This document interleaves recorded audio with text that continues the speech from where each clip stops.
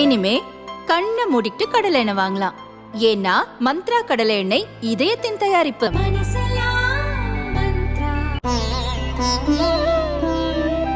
தினம்தோறும் விளக்கேற்ற நல்ல எண்ணெய் இதயம் நல்லெண்ணெய். டிசாஸ்டர் மேனேஜ்மெண்ட்டை பொறுத்தளவில் சென்னை புயல், முதல்ல வந்த சென்னை புயல், அப்புறம் கேரளா பெருவெள்ளம், கஜா வரும்போது ஒக்கி பெருவெள்ளம், இப்போ சமீபத்தில் நடந்த சென்னை, நெல்லை, தென் மாவட்டங்களில் நடந்த பெருவெள்ளம், இது எல்லா பேரிடர் காலங்கள்லேயும் இங்கிருந்து நம்ம நிவாரணம் இதெல்லாம் அனுப்பிச்சதுக்கப்புறம் அங்கே போய் கள ஆய்வும் செய்திருப்போம். ஸோ இந்த பேரிடர் மேலாண்மையில் நாம் பார்த்த அனுபவங்கள்லேருந்து ஒரு முக்கியமான இது என்னென்னா, மழை இயற்கை, இதை தவிர்க்க முடியாது. மழை இன்றைக்கி நேற்று தான் பெய்யுதா, இந்த 10 வருடங்களில் தான் பெய்யுதா, 20 வருடங்களில் தான் பெய்யுதான்னு இல்லை, ஆண்டாண்டு காலமாக மழை பெஞ்சிட்ருக்கு. ஆனால் பெருவெள்ளங்கள் உள்ளுக்குள்ளே, நகரத்துக்குள்ளே வர்றது, கிராமத்துக்குள்ளே வர்றது, இதெல்லாம் எதனால் வருதுன்னா, ஒன்று மழை ஒரு குறுகிய காலத்தில் பெருமழை பெய்யறது, இது காலநிலை மாற்றத்தினால் நடக்கிறது. இது நம்ம கையில் இல்லை. ஆனால் இந்த பெய்த மழை நீர்வழிப்பாதைகள் வழியாக தானாக போகிறதுக்கு உண்டான சிஸ்டம் இருக்குது.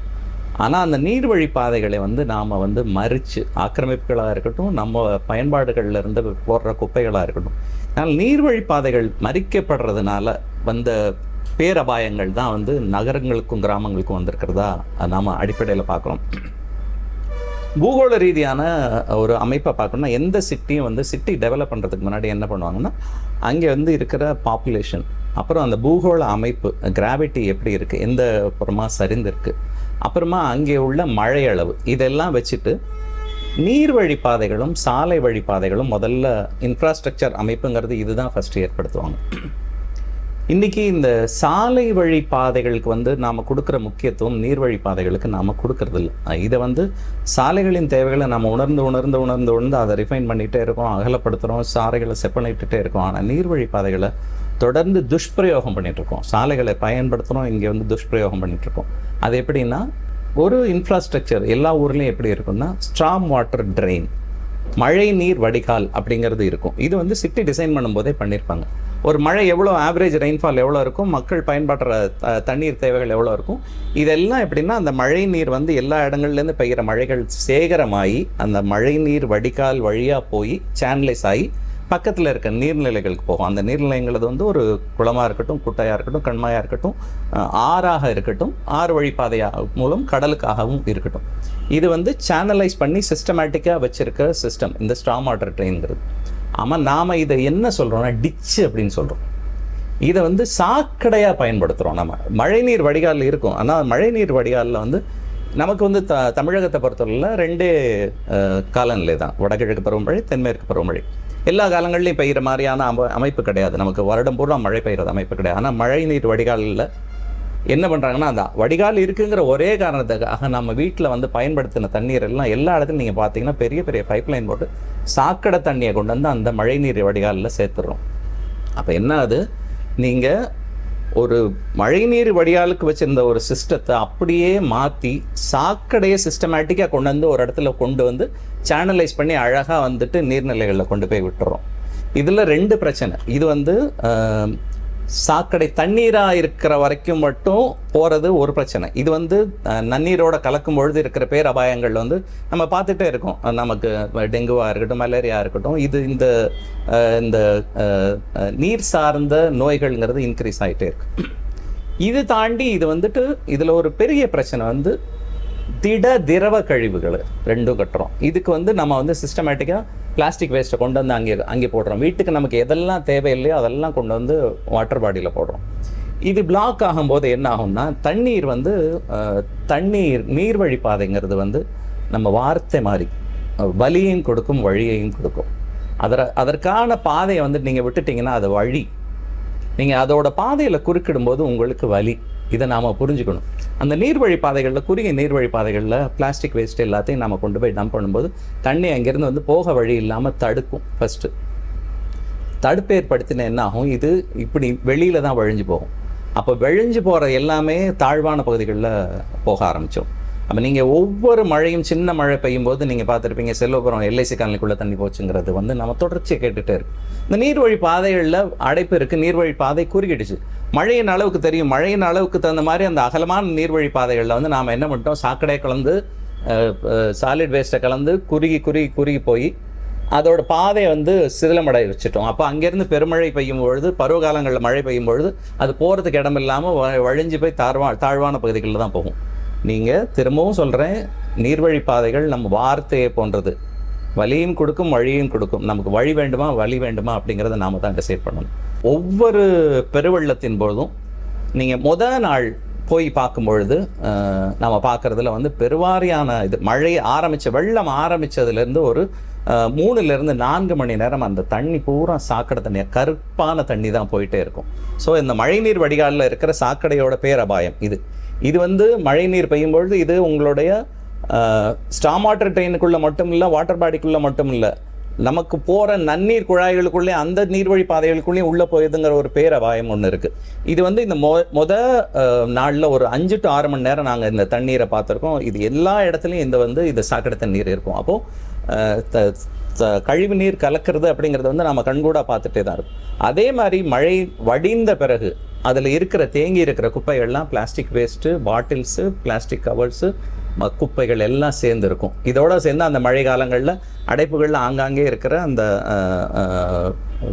விலங்குகளோட எச்சங்கள், விலங்குகளோட உயிரிழந்த விலங்குகளையும் நம்ம கால்நடைகளையும் அதில் பார்ப்போம்.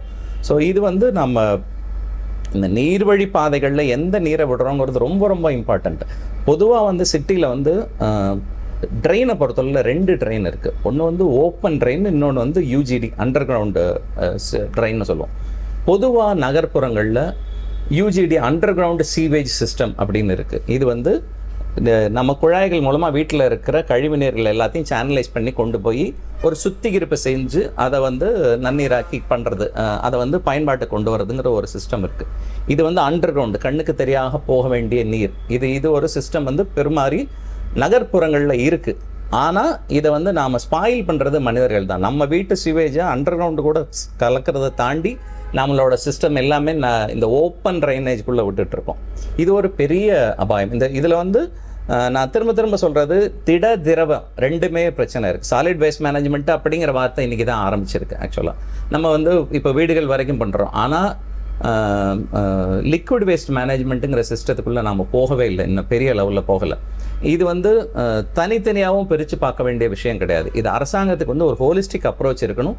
சாலிட் லிக்விட் வேஸ்ட் மேனேஜ்மெண்ட் அப்படிங்கிற ஒரு இன்டகிரேட்டட் அப்ரோச் ஒன்று வரணும். அதற்கான காலங்கள் வந்து ரொம்ப நாம் அதை இமீடியட்டாக பண்ண வேண்டிய கட்டாயத்தில் இருக்கிறோம். நாம் திடக்கழிவு மேலாண்மையை பற்றி கடந்த 10 வருடங்களாக பேசிகிட்டு இருக்கோம். ஆனால் திரவக்கழிவு மேலாண்மையை பற்றி இன்னும் பெரிய அளவில் நாம் பேச ஆரம்பிக்கல. திரவக்கழிவுங்கிறது ஒரு பெரிய செல்வம், அப்படி தான் நான் சொல்லுவேன். இது வந்து தண்ணீர் வந்து எல்லாருக்கும் ஒன்று தான். நம்ம வீட்டுக்குள்ளே வந்துட்டு நம்ம பயன்பாட்டுக்கு அப்புறம் வெளியில் போகிற தண்ணி தான் கழிவு தண்ணீர். நம்ம வீட்டுக்கு நமக்கான ஒரு இண்டிவிஜுவலுக்கு தனிமனித தேவைகள்னு பார்த்தீங்கன்னா, நம்ம குடிக்கிறது ஒரு 2 to 4 லிட்டர் தண்ணி குடிப்போம். சமையல் பயன்பாட்டுக்கு நம்ம அரிசி சாதம் பருப்பு வைக்கிறதுக்கு ஆரம்பிச்சுன்னா அந்த சமையல் பயன்பாட்டுக்கு மிஞ்சி போனால் ஒரு 5 லிட்டர் தண்ணி தான் அதில் நம்ம பயன்படுத்துகிறோம். ஆனால் நம்ம வீடுகளில் இருக்கிறது எல்லாமே ஒரு 800 லிட்டர், 900 லிட்டர், 1000 லிட்டர் வாட்டர் டேங்கோட சைஸ் கெப்பாசிட்டி. ஸோ அப்போது இந்த டேங்கில் இருக்கிற தண்ணி தீந்துகிட்டே தான் இருக்குது. அப்போ நம்மளோட பயன்பாடுகள் அகத்தேவைகளை தாண்டி புறத்தேவைக்கான பயன்பாடுகள் அதிகம். இந்த புறத்தேவைகளுக்கு நம்ம பயன்பாட்டை போக்கினதுக்கப்புறம் வெளியில் போகிற தண்ணி தான் கழிவு தண்ணீர் அப்படின்னு சொல்கிறோம். இந்த கழிவு தண்ணீர் வந்து நம்ம பயன்பாடுகளில் வந்து 80% இருக்குது. அப்போ நமக்கு வேணுங்கிற தண்ணி, நமக்கு வந்த தண்ணியில் 80% தண்ணீரை நாம் விரயம் பண்ணுறோம். இதை வந்து ப்ராப்பராக லிக்விட் வேஸ்ட் மேனேஜ்மெண்ட் சிஸ்டம் கொண்டு வந்து எந்த இடத்துலையும் வந்துட்டு ஒரு அப்பார்ட்மெண்ட்டாக இருந்துச்சுன்னா அதுலேருந்து இருக்கிற தண்ணி எல்லாத்தையும் சேனலைஸ் பண்ணி அங்கே ஒரு சீவேஜ் ட்ரீட்மெண்ட் பிளான்ட் போட்டு அதை பியூரிஃபை பண்ணி ட்ரீட்டட் வாட்டரை கொண்டு வந்தோம் அப்படின்னா நம்ம 80% தண்ணீரை வந்து முறையாக திரும்ப மறுசுழற்சிக்கு பயன்படுத்த முடியும். இது நான் வீடுன்னு சொல்கிறது வந்து இது வீடுக்காக இருக்கட்டும். அர்பனில் வந்துட்டு நீங்கள் நகர்ப்புறங்களில் அண்டர் கிரவுண்டு சிவேஜ் சிஸ்டம் இருக்கணும். கிராமப்புறங்களில் அடிப்படை கட்டமைப்பு வந்து ரொம்ப ரொம்ப மோசமாக இருக்குது. கிராமப்புறங்கள், பெருவாரியான கிராமப்புறங்கள் வந்து நீர்நிலை ஆற்றங்கரையோரங்களில் தான் இருக்குது. கிராமப்புறங்களில் அடிப்படை தேவைகளுக்கான இம்பார்ட்டன்ஸ் தான், முக்கியத்துவம் தான் நிறைய கொடுக்கப்படுகிறது. அதாவது அடிப்படை தேவைன்னு நாம் எதை எடுத்துகிட்டு இருக்கோம் அப்படின்னா, ஒரு கிராமமாக இருந்துச்சுன்னா அதுக்கு ஒரு சாலை வசதி வேணும், அங்கே ஒரு குடித நீர் வசதி வேணும், அங்கே ஒரு தெரு விளக்கு வேணும். இதுக்கு கொடுக்குற இம்பார்ட்டன்ஸு வேஸ்ட் மேனேஜ்மெண்ட்டுக்கு நாம் கொடுக்கறதில்ல. கிராமப்புறங்களில் முறையான லிக்விட் சாலிட் வேஸ்ட் மேனேஜ்மெண்ட் உண்டான கட்டமைப்புகளே இன்னும் பெரும்பாலான இடங்களில் தமிழ்நாட்டில் இல்லை. ஸோ அங்கே கிராமப்புறங்களில் ஒரு அவங்களுடைய கழிவு நீர் எல்லாத்தையும் சேனலைஸ் பண்ணி கொண்டு வந்து என்ன பண்ணுறாங்க, நேரடியாக ஆற்றில் கலக்குது. அது மிகப்பெரிய பிரச்சனை நமக்கு. நீங்கள் கிராமப்புறங்களில் பண்ணியாச்சுன்னா அவங்களுக்கான சொல்யூஷன் இல்லை. அந்த தண்ணி கடந்து நகர்ப்புறங்களுக்கு வரும். நகர்ப்புறங்களில் நாம் அதை பயன்படுத்துகிறோம். ஸோ இது அவங்களுக்கும் நமக்குங்கிற பிரச்சனை கிடையாது. அப்போ முறையான நீர் சுத்திகரிப்பு அப்படிங்கிறதுக்கான இன்ஃப்ராஸ்ட்ரக்சரை தனி மனிதனும் எடுக்கணும், என்ஜிஓக்களும் எடுக்கணும், அரசாங்கம் பெருவாரியாக எடுக்க வேண்டிய முக்கியத்துவம் இருக்குது. ஒரு சின்ன எக்ஸாம்பிள் சொல்கிறேன். இப்போது நீங்கள் சாலையில் போகிறீங்க, பக்கத்தில் ஒரு பில்லர் இருக்குதுன்னு வச்சுக்கோங்க, ஒரு மேம்பாலம் இருக்குது, ஒரு சர்வீஸ் ரோடில் போயிட்டுருக்கீங்கன்னு வச்சுக்கோங்களேன். அந்த மேம்பாலத்தோட பில்லர்ஸ்லாம் இருக்குது. நீங்கள் சாலையில் போகும்போது நடுவில் வந்துட்டு ஒரு திடீர்னு ஒரு பள்ளமோ ஒரு கல்லோ இருக்குது அப்படின்னா, நீங்கள் வேகமாக போகிறீங்க, அந்த இடத்துல அதை தாண்டணும், அந்த தடை இருக்குங்கிறதுனால நீங்கள் என்ன பண்ணுறீங்க, அந்த தடையை கடக்க போகிறீங்க, அந்த தடை மேலேயும் மோதிட்டு கடைசியில் இருக்கிற அந்த பில்லர்லேயும் போய் மோதிடுறீங்கன்னு வச்சுக்கோங்க. அடுத்து அதற்கான நிவர்த்தி என்ன பண்ணுவோம், அந்த பள்ளமாக இருந்துச்சுன்னா பள்ளத்தை நிவர்த்தி பண்ணுவோம், அந்த கல் எடுத்து ஓரமாக, அந்த தடை என்ன இருக்கோ அந்த தடையை எடுத்து ஓரமாக போட்டுட்டு போயிடுறதில்ல. அங்கே அந்த பாதிக்கப்பட்ட அந்த தூண் இருக்குல்ல, அதையும் சரி பண்ணிட்டு தான் அடுத்து நம்ம தொடர்றோம். அதாவது நாம் சொல்கிறது அதுக்கும் முக்கியத்துவம் கொடுக்குறோம்.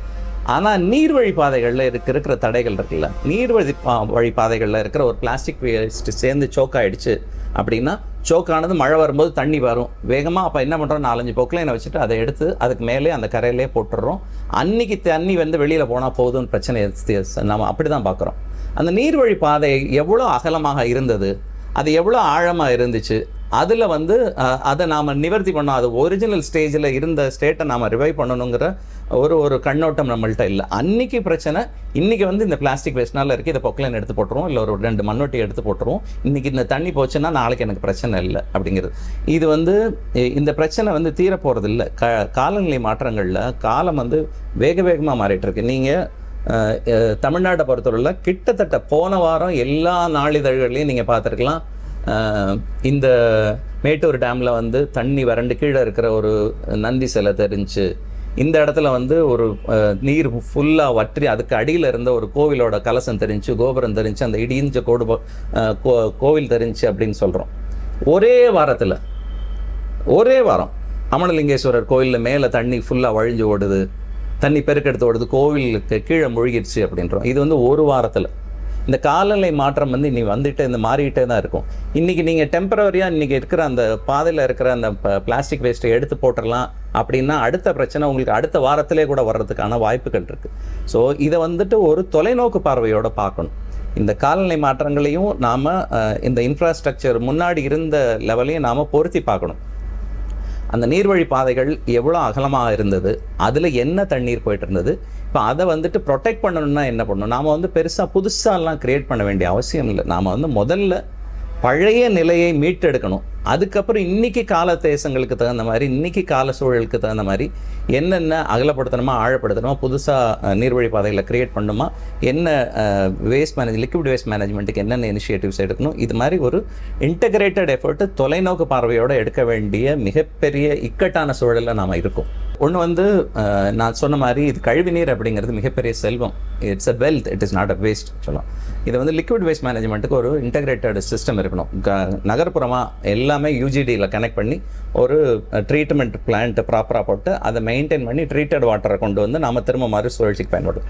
கிராமமாக இருந்துச்சுன்னா கிராமத்தோட எல்லா நீர்நிலைகள் வடிகால்களையும் நீர் நிலைகளையும் சேனலைஸ் பண்ணி கொண்டு ஒரு இன்டகிரேட்டட் சிவேஜ் ட்ரீட்மெண்ட் பிளான்ட் போட்டு அதில் ட்ரீட் பண்ணி ட்ரீட்டட் வாட்டரை தான் திரும்ப வெளியில் விடணுங்கிறத தாண்டி அது மறுசுழற்சிக்கு பயன்படுத்தணும்.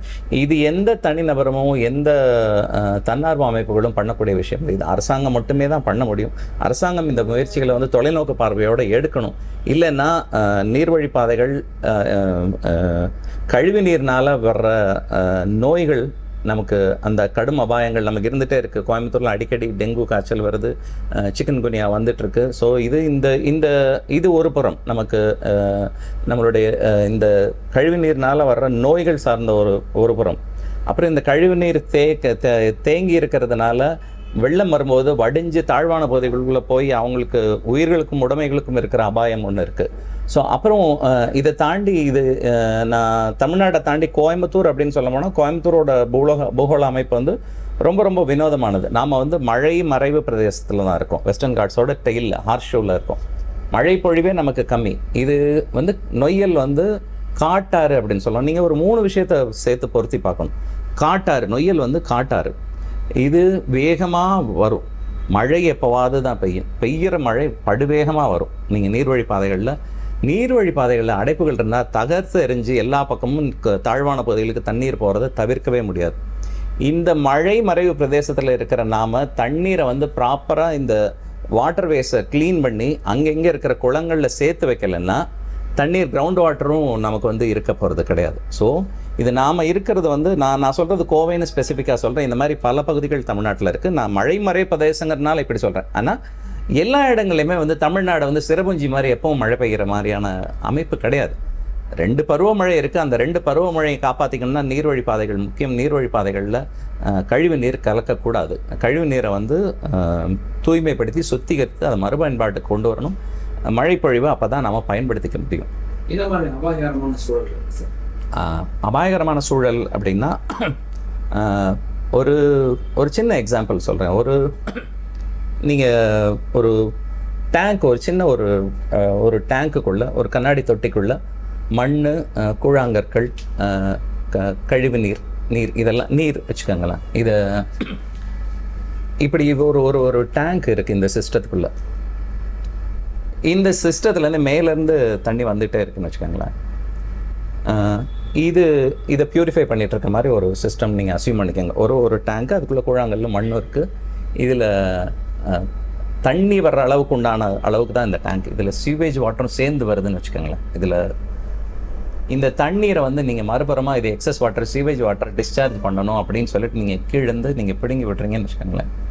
நீங்கள் அந்த டேங்குக்குள்ளே இருக்கிற தண்ணி மட்டும் வெளியில் போகாது. அங்கே இருக்கிற கற்கள் சரிஞ்சு போகும். மணல் வேறு பக்கம் ஒரு பக்கம் செடிமெண்ட் ஆகும். ஸோ நீங்கள் இந்த ஒரு இன்டாக்டான இருக்கிற சிஸ்டம் இந்த சிஸ்டத்தில் வந்து நீங்கள் ஏதாவது ஒரு மாடிஃபிகேஷன் பண்ணினீங்க அப்படின்னா இது நான் சொல்கிறது வந்து இதை நீங்கள் பெரிய பூகோள ரீதியாக பொருத்தி பார்க்கணுங்கிறதுக்காக சொல்கிறேன்.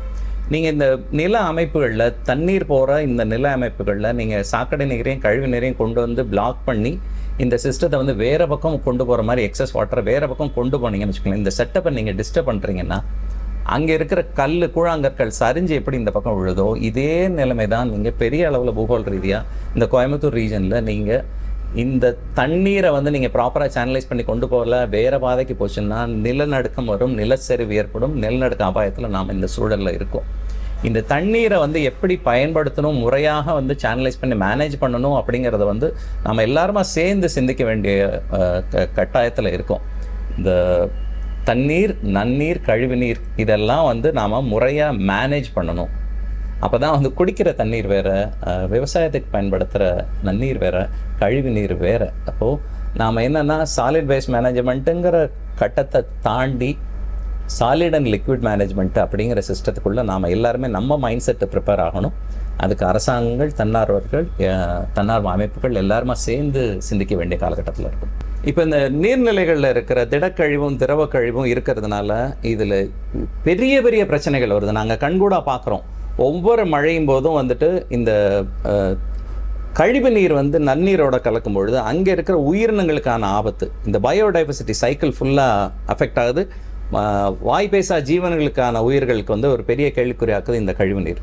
இந்த கழிவு நீர் தேக்கத்தினால மனிதனுக்கு உண்டான டெங்கு, சிக்கன் குனியா, மலேரியா இந்த மாதிரி மனிதனுக்கான நோய் கிருமிகள் வர்றது, மனிதனுடைய உயிரிழக்கும் அபாயம் இருக்கிறது. இது ஒன்று. இந்த நீர் சேரும்பொழுது நாம் போய் பார்க்குற வெள்ள நிவாரணங்கள் ஏற்பட்ட பகுதிகள் எல்லாம் நாம் பார்க்குறது நிவாரணம் கொடுக்குறோம். இது வந்து அந்த பொருட்கள் கொடுக்கறது நிவாரணம் அல்ல. ஆக்சுவலாக இதுக்கான நிவாரணம் அப்படிங்கிறது இந்த நீர்நிலைகளில் சாக்கடை நீர் கலக்காமல் இருக்கிறது, கழிவு நீரை முறையாக பயன்படுத்துறது எப்படி, சாலிட் வேஸ்ட் முறையாக பயன்படுத்துறது எப்படி, நீர்நிலைகளை மீட்டெடுக்கிறது எப்படிங்கிறது தான் முறையான நிவாரணமாக இருக்கும். பொருட்களை கொடுக்கறது முறையான நிவாரணமாக இல்லை. அது அப்போதைய தேவைகளை வேணால் பூர்த்தி செய்யுமே ஒழிஞ்சு முறையான நிவாரணம் அப்படிங்கிறது அந்த நீர்வழி பாதைகளை முறையாக வகுத்து அதை பழைய நிலைகளில் மீட்டெடுத்து கொண்டு வரணும். இதுதான் முறையான நிவாரணம், முறையான தீர்வாக இருக்கும். வரக்கூடிய பருவமழை பேராபத்தை விளைவிக்கும் அப்படின்னு சொல்கிறாங்க. அதற்கான முன்னேற்பாடுகளை செய்ய வேண்டிய மிகப்பெரிய இக்கட்டான தருணத்தில் நாம் இருக்கோம் அப்படிங்கிறது உணரணும்.